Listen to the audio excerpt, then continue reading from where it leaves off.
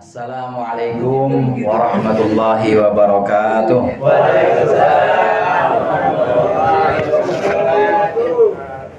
Alhamdulillah, alhamdulillahilladzi faddala bani Adam bil ilmi wal amali ala jami'il alam. Wassalatu wassalamu ala sayyidil arabi wal ajam, Sayyidina wa maulana Muhammadin wa ala alihi wa ashabihi ya nabi'il ulumi wal hikam. Amma ba'du. Segenap hadirin, wabil khusus para ustaz, para guru, khususnya keluarga besar Bapak Haji Bisri, keluarga besar Bapak Haji Mukri, keluarga besar Bapak Haji Abdullah dari Kebayoran, Ustadz Amir, segenap rombongan, dan juga tentunya jamaah Masjid Al-Mujahidin serta jamaah Mushola Nurul Mujahidin yang berbahagia dan dirahmati oleh Allah. Malam hari ini alhamdulillah kita diundang untuk melaksanakan rangkaian acara haul mendoakan almarhum dan almarhumah. Tadi sudah disebutkan oleh Bapak Haji Qorib tentang athar atau sepak terjang yang pernah dilakukan oleh almarhum dan almarhumah, dan juga tentunya pesan-pesannya itu tadi kita dengarkan, dan insya Allah mudah-mudahan kita bisa melaksanakannya, terutama untuk anak-anaknya, untuk cucu-cucu ini bisa melaksanakan pesan, bisa melaksanakan apa yang memang dinasihatkan oleh almarhum dan almarhumah, terutama yaitu tentang menjaga kerukunan supaya pada akur, supaya nanti sampai kapanpun ini semuanya tetap bersaudara. Amin. Hadirin jamaah rahimakumullah, pelaksanaan rangkaian acara haul baik berisi doa-doa untuk almarhum, almarhumah, kemudian juga diisi dengan khutmul Quran, diisi juga dengan sedekahan mungkin kalau ada apa enggak ini ya? Air doang man. Insya Allah nanti ada, jangan khawatir. Sedekahan ini adalah bagian dari sunnah Rasulullah SAW. Memang betul Rasulullah tidak pernah melaksanakan haul yang modelnya seperti orang-orang tanah Mesir ini. Nggak pernah mengundang jamaah, kemudian membagikan air minum, membagikan makanan-makanan, nggak pernah. Apalagi berkat. Tapi karena Rasulullah sallallahu alaihi wasallam yazuru syuhada'a Uhudin fi kulli am. Rasulullah sallallahu alaihi wasallam itu selalu mengunjungi syuhada, selalu mengunjungi orang-orang yang mati syahid di perang Uhud setiap tahun, saudara. Jadi Rasulullah mengunjungi setiap tahun ke makbarah atau ke pekuburan syuhada Uhud dan mendoakan para syahid, mendoakan orang-orang yang meninggal, para pejuang yang meninggal di perang Uhud. Ini merupakan dalil, merupakan satu dasar bahwa haul ini ada tuntunannya. Mendoakan almarhum setiap tahun. Ini udah batas minimal ini. Orang malam Jumat kagak pernah. Sebulan sekali juga enggak, minimal setahun sekali dah mendoakan. Minimal setahun sekali sebagai satu bukti bahwa kita adalah anak-anak yang berbakti dan berterima kasih kepada orang tua kita. Minimal setahun kali ini mendoakan almarhum, mendoakan almarhumah. Saudara sekalian, mendoakan almarhum dan mendoakan almarhumah ini merupakan ciri dari anak-anak yang soleh. Saya tahu di sini soleh semua. Ada yang namanya soleh? Kalau namanya soleh semua bingung saya manggulnya. Ini anak-anak yang soleh, diantara alamat atau ciri-cirinya adalah mendoakan orang tuanya, mendoakan almarhum dan almarhumah. Kalau dulu belum sempat berbakti, belum sempat memberikan sesuatu yang bernilai dan berharga semasa hidup orang tuanya, paling tidak ini bisa mendoakan orang tua ketika orang tua sudah meninggal. Ini bukti, ini adalah tanda-tanda atau ciri-ciri dari anak yang soleh. Selain itu saudara, mendoakan almarhum, melaksanakan haul seperti ini merupakan satu pelajaran, satu contoh supaya nanti anak-anak kita akan memperlakukan ini juga kepada kita. Kalau kita berlaku baik kepada orang tua kita, pasti anak kita akan berlaku baik kepada kita. Yakin deh itu. Kalau kita berbakti kepada orang tua kita, pasti nanti anak kita akan berbakti kepada kita. Nggak bakal meleset. Pasti itu. Dan itu sudah merupakan janji dari Rasulullah. Beliau mengatakan, birru aula birru aba'akum tubirrukum abna'ukum. Tubirrukum abna'ukum. Berbaktilah kalian kepada orang tua kalian, kepada ibu, kepada bapak, maka anak-anak kalian akan berbakti kepada kalian. Pasti itu, Rasulullah sudah menjamin. Dan ini merupakan contoh atau teladan. Kalau anak kita yang lagi pada megang kamera, dari tadi bocah fotoin aja ya. Bilang apa? Biar saya gaya. Ada juga ponakan yang di dalam tahu kalau setahun sekali ini lagi melaksanakan haul, doain engkongnya, doain neneknya. Ini merupakan satu contoh supaya nanti ketika kita sudah tidak ada, ketika sudah meninggalkan keluarga, maka anak-anak kita masih membekas dan masih ingatannya ini masih benar-benar menyimpan bahwa dulu bapak saya ngajarin mendoakan kakek. Nah sekarang sekalian doakan bapak juga, doakan ibu juga, doakan emak, doakan bapak dalam rangkaian acara tahlil yang mengundang-undang orang seperti ini. Karena yang disampaikan oleh Rasulullah ini pasti suatu yang sifatnya janji, dan janji ini pasti suatu yang sifatnya benar. Rasulullah pasti benar. Shadaqa Rasuluhun Nabiyul Karim. Pasti Rasulullah benar. Orang yang berbakti kepada kedua orang tuanya, pasti anak-anaknya akan berbakti kepada orang itu. Nggak bisa lain, pasti itu akan terlaksana. Ini yang pertama hadirin. Kemudian yang kedua, ada kalanya memang seringkali kebanyakan ini anak menjadi mulia itu lantaran orang tuanya. Mulia itu dalam bahasa Arab disebut dengan karomah. Karomah itu ya keramat. Keramat itu artinya kemuliaan. Seringkali kebanyakan ini anak bisa jadi mulia, bisa jadi punya karomah atau punya keramat. Ini memang gara-gara orang tuanya, bukan gara-gara siapa-siapa. Kalau bisa pada kumpul begini, bisa pada mendoakan, melaksanakan acara-acara, mendoakan almarhum, almarhumah, khatmul Quran, ini kemuliaan yang didapat di sini. Ini lantaran orang tuanya dulu doa. Kalaupun gak doa, pernah nyontoin. Walaupun ada memang sebagian, ada yang kadang-kadang keramatnya itu keramat dari anaknya cuma dikit. Keramat dari anaknya tapi dikit. Imam Ash-Shibli itu pernah hadirin. Imam Ash-Shibli pernah pada satu waktu ngajak anak perempuannya mancing. Mancing, ada yang suka mancing sini? Banyak ya? Jangan ajak ke rumah saya. Jangan bocoran pokoknya. Mancing. Imam Ash-Shibli ini pernah satu waktu mancing dengan anak perempuannya.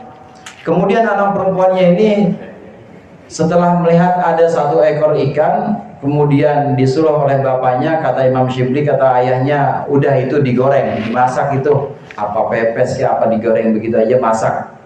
Ini ikan yang sudah tertangkap, mulutnya, tahu Pak mulut ikan ya? Mulut ikan itu ngap-ngapan. Dan anak ini menangkap itu ikan bukan sembarangan dia ngap-ngapan. Yang namanya ikan itu berzikir. Allah, Allah, Allah. Dia mendengar itu.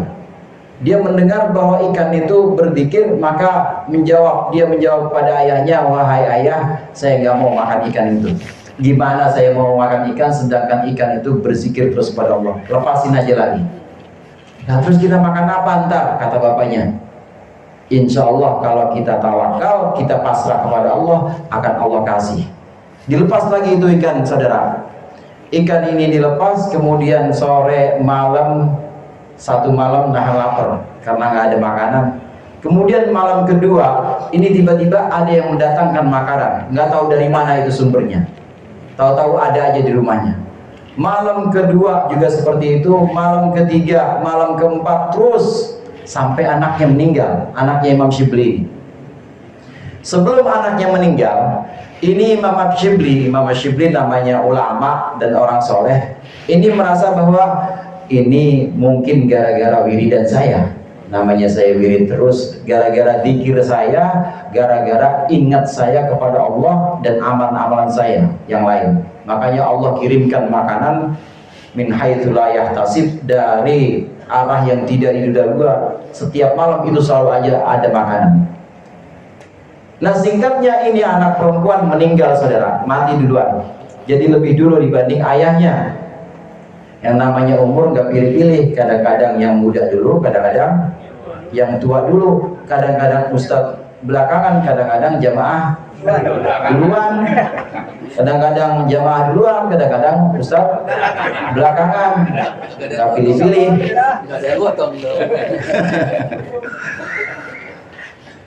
Pokoknya yang namanya maut, yang namanya mati, ini nggak muda, nggak tua. Kalau memang sudah takdir, ya pasti Allah cabut. Anaknya Imam Ash-Shibli perempuan ini meninggal duluan. Begitu meninggal, ini belum balik. Begitu meninggal, Imam Ash-Shibli baru sadar. Selama 12 tahun ada makanan terus datang. Ini ternyata bukan karena karomah dari aku dan ibadahku, bukan, tapi karena karomah dari anakku yang meninggal ini. Ini anak karena melihat dan kasihan, dia kasihan sama ikan yang udah mangap, udah megap-megap. Dia mendengar bahwa ikan itu berzikir, maka nggak jadi makan. Karena sayangnya kepada ikan, kasihannya kepada ikan ini, maka Allah memberikan karomah, turun itu makanan. Ini keramat yang kadang-kala muncul dari anak buat bapaknya, tapi dikit yang begini. Kebanyakan keramat, kebanyakan kemuliaan, ini kemuliaan adalah muncul dari bapaknya untuk anaknya. Bapaknya dulu doa, Rabbana habdana min azwajina wa dzurriyyatina qurrata a'yun waj'alna lil muttaqina imama. Makanya anak-anaknya pada demen sama masjid, pada akrab dengan musola, pada dekat sama orang-orang yang zikir. Amin. Apa? Ini dari orang tuanya dulu doa. Jangan mentang-mentang saudara jadinya. Jangan mentang-mentang lagu gua mah zikir mah karena gua sendiri, bukan. Kita bisa berzikir, kita bisa kumpul dengan majelis-majelis yang mulia. Ini dulu karena doa orang tua kita dulu. Orang tua kita dulu berdoa dan kadang-kala juga menyontohkan, maka jadilah kita seperti ini. Keramat seringkali didapat dari orang tua untuk anaknya. Sama, saya juga terlanjur ustadz ini gara-gara meninggal Jid. Coba kalau Jid masih ada mah, ya saya nggak ada apa-apanya. Ini namanya keramat, kemuliaan karena orang tua. Kebanyakan seperti itu. Demikian juga keluarga besar dari almarhum Batua Bisri, Bapak Haji Bisri. Ini juga jadi orang mulia, amin. Jadi anak-anak yang soleh, cucu-cucunya juga akrab dengan masjid, musola, dan juga dengan istiqomah dengan kebaikan. Ini barokah keramat dari orang tuanya, dari Bapak Haji Bisri dan Nyai Pat dari orang tuanya. Keramat yang namanya keramat gandul. Kalau kata orang Jawa, keramat nempel jadi keramatnya. Keramatnya ini bukan gara-gara dirinya sendiri, tapi karena nempel dari orang tuanya, dari almarhum dan almarhumahnya. Kita bisa sampai seperti ini lantaran kemuliaan atau karomah dari orang tua kita dulu. Doa-doa dan contoh-contoh yang diberikan pada kita, sehingga kita bisa kumpul dan bisa akrab dengan Islam, dengan ajaran-ajaran Islam. Ini yang kedua yang ingin saya sampaikan tentang karomah, tentang kemuliaan. Kemudian hadirin, yang ketiga yang ingin saya sampaikan, setiap amal atau ibadah dari anak yang belum balik, kita sama maklum semuanya, sudah tahu semuanya, bahwa itu pasti akan dicatat untuk pahala orang tuanya. Anak yang belum balik melakukan amalan-amalan ibadah-ibadah, dia sholat, dia wudhu, dia baca Quran, itu pahalanya mulai dari dia ibadah sampai dia balik itu masih buat orang tuanya, masih buat orang tuanya. Enak gak tuh, Bapak? Enak. Ini barokahnya anak. Karena punya anak, maka kita bisa dapat pahala dari sesuatu yang dilakukan oleh anak semasa dia belum balik. Tapi begitu sudah balik, maka sudah selesai, artinya udah habis. Taruhlah usia balik itu 15 tahun. 15 tahun, anak sekarang nggak ada kali 15 ya? Ada, kadang 11 sudah balik. 9 tahun aja udah godain 9 tahun kadang-kadang udah balik. Anak sekarang 15, taruhlah ukuran fikih itu 15 tahun sudah balik. Maka sholat, bacaan Quran, zikir yang pernah dilakukan anak itu sampai usia 15, ini masih punya bapak sama ibunya. Masih pahala untuk bapak dan ibunya. Kalau anaknya zikir, kalau anaknya baca Quran. Lah kalau anaknya main judi online, bapaknya kena juga itu. Karena sekarang udah nggak ada koprok ya. Nggak ada, ini judol sekarang, judi online. Kalau anaknya lihat TikTok yang dilihat yang begonoan, bapaknya yang kena itu, ibunya yang kena kalau dia nggak bilangin. Kudu nasihatin. Maka bapak dan ibu, orang tua ini harus nasihatin anak, harus melarang anak dari perbuatan-perbuatan yang dianggap sebagai keharaman atau dosa. Begitu juga harus menuntun, harus bawel, harus galak kepada anak untuk menuntun kewajiban-kewajiban dari Allah, ini harus dilaksanakan. Karena ibadah nanti akan kembali buat kita orang tua, demikian juga dosa itu buat kita karena kita nggak ngajarin. Ini tahapan pertama dari seorang anak sampai dia balik. Kemudian tahapan yang kedua, setelah balik, kita semua udah pada balik kan ya? Udah pada balik semuanya, bolak-balik lagi. Kita semua sudah dewasa, dan dulu kita pernah diajarkan oleh orang tua kita ngaji, pernah dicontohkan sholat jadi makmum, bapak kita sendiri yang jadi imam, dicontohkan datang ke majelis-majelis tahlil.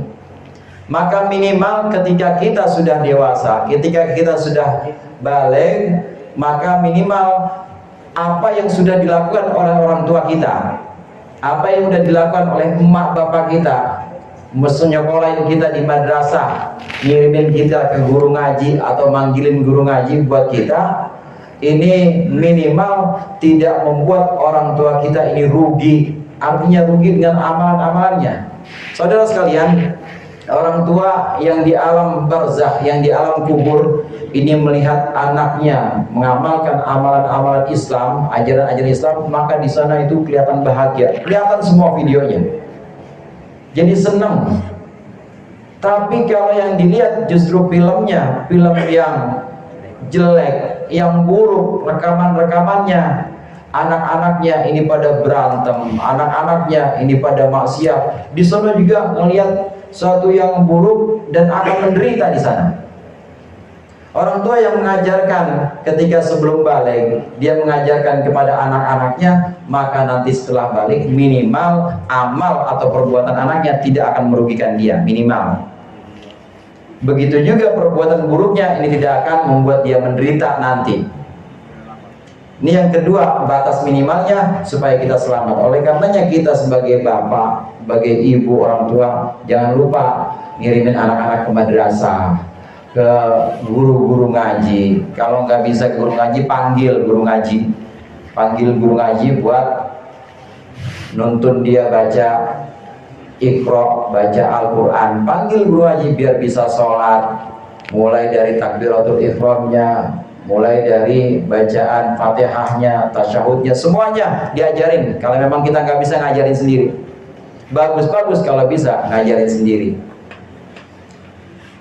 Yang kedua, batas minimalnya supaya kita tidak rugi, supaya kita tidak kecewa dengan rekaman-rekaman yang dilakukan anak kita nanti setelah dewasa. Kemudian yang ketiga, hadirin, ini batasan maksimalnya. Maksimalnya untuk anak yang sudah dididik oleh bapak dan ibunya sebelum balik, kemudian setelah balik dia melakukan perbuatan-perbuatan baik atau amalan soleh, dia sholat, puasa Ramadan, dia sedekah, kalau wajib zakat ya dia zakat, dia haji, Maksimal apa yang dilakukan oleh anak, pahalanya akan dilipat gandakan dan jadi pahala juga buat orang tua. Ini maksimalnya. Artinya di sini saudara, ada batas minimal, ada batas maksimal. Orang tua yang mendidik anaknya sebelum balik, dia suruh ngaji, dia suruh sholat, maka minimal itu tidak dapat pahala, tapi nggak kecewa aja. Nggak akan diperlihatkan film-film, nggak akan diperlihatkan rekaman-rekaman buruk anaknya, tidak akan diperlihatkan. Jadi pahala sholatnya anak dapat nggak kepada orang tua? Nggak dapat. Pahala sholat, pahala puasanya anak bisa nggak dilipat gandakan kepada orang tua? Nggak bisa dilipat gandakan. Ini yang minimal. Namun kalau batas maksimalnya bisa dilipat gandakan. Kalau memang kita mencontohkan sendiri, kita ajak anak kita ke masjid, kita pimpin anak kita sholat, kita jadi imam, kemudian anak-anak ada di belakang, kita ajarin anak kita baca tulis Al-Quran, maka ini bisa jadi satu ladang pahala juga. Artinya maka bisa pahala yang dilakukan oleh anak dari perbuatan anak ini dilipat gandakan dan diberikan kepada orang tua. Sehingga untuk almarhum dan almarhumah, insya Allah untuk Mbah Haji Bisri, untuk Nyai Haji Pat, insya Allah ini juga paling tidak bisa dapat yang dua ini. Tidak merasa kecewa terhadap sepak terjang anaknya sekarang yang masih ada di dunia, atau bahkan bisa setiap kali anaknya sholat dapat pahala sholatnya. Setiap kali anaknya ngaji, kumpul ngaji, dapat pahala ngajinya, dikirim sana ke alam barzah, dikirim ke alam kuburnya. Jadi model kayak multi level marketing. Udah nggak kerja, tapi masih ngalir aja. Karenanya yang disebut dengan sedekah jariyah, wakaf misalnya, betul tidak putus. Kemudian yang disebut waladin soleh yad'ulah, anak soleh yang mendoakan, ini kalau lagi doain nyampe ke sana. Wa ilmin yuntafa'u bihi, ilmu yang bermanfaat. Ini adalah ilmu yang memang diamalkan oleh anak-anak kita atau murid-murid kita, sehingga murid atau anak itu bisa melakukan kewajiban-kewajiban syariat sesuai dengan syarat dan rukun, dianggap sah ibadahnya, maka ini bisa dilipat gandakan. Si murid atau si anak tetap dapat pahala, dan pahalanya ini dilipat gandakan, didobel buat orang yang mengajarkan. Saudara sekalian, ini sesuai dan senada dengan hadis Rasulullah, ad-dallu ilal khair kafa'ilih. Orang yang menunjukkan kebaikan ini seperti orang yang melakukannya.